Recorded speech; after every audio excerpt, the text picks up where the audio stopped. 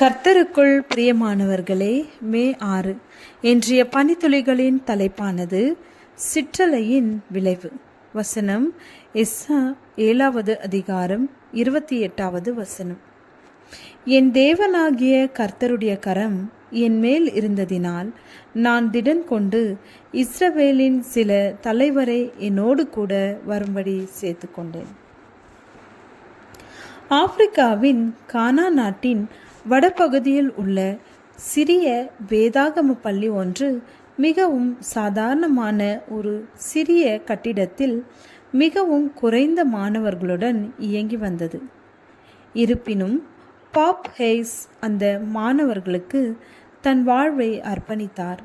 அந்த மாணவர்கள் தயங்கினாலும் அவர்களுக்கு தலைமைத்துவ பணிகளையும் பிரசங்கித்து கற்றுத்தரும் பணிகளையும் அவர்களிடத்தில் ஒப்புவித்து ஊக்கப்படுத்தினார்.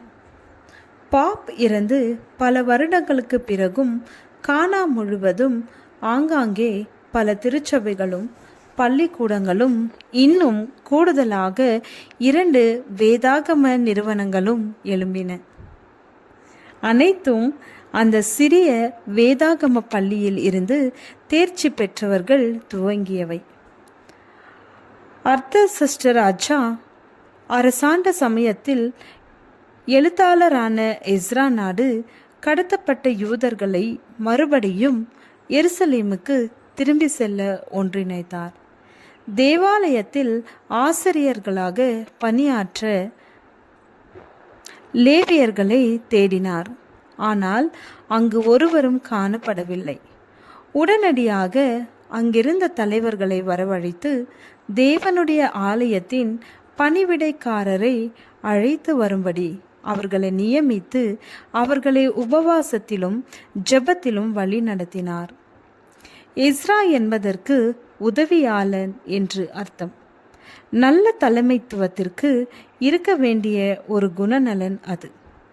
எஸ்ராவின் ஜெபத்துடன் கூடிய வழி நடத்துதலினால் அவரும் அவரோடு இருந்தவர்களும் எருசலேமின் ஆவிக்குரிய விழிப்புணர்வுக்குள் வழி நடத்தினார்கள்.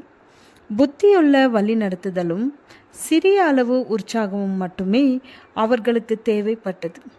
இப்படித்தான் தேவ சபையும் இயங்கியது. நம்மை உற்சாகப்படுத்தி கட்டி எழுப்ப உதவிய நல்ல வழிகாட்டிகளைப் போல நாமும் மற்றவர்களுக்கு செய்ய கற்றுக்கொள்ளுகிறோம். நம் வாழ்நாள் முடிந்த பின்னும் அவைகள் நிலை நிற்கும். பயபக்தியோடு தேவனுக்கு செய்யும் வேலை நித்தியமாய் நிலைத்திருக்கும். உங்கள் ஆவிக்குரிய வழிகாட்டி யார்? அப்படி ஒருவர் இல்லை என்றால் யாரிடம் உங்களை வழி நடத்த கேட்பீர்கள்? கிறிஸ்துவிற்குள் வழி நடத்தப்படுவதும் மற்றவர்களை வழி நடத்துவதும் ஏன் முக்கியமாக இருக்கிறது? ஜெபம். தகப்பனே, நான் வழிகாட்டும்படி எனக்கு யாரையாவது காண்பியும். ஆமென்.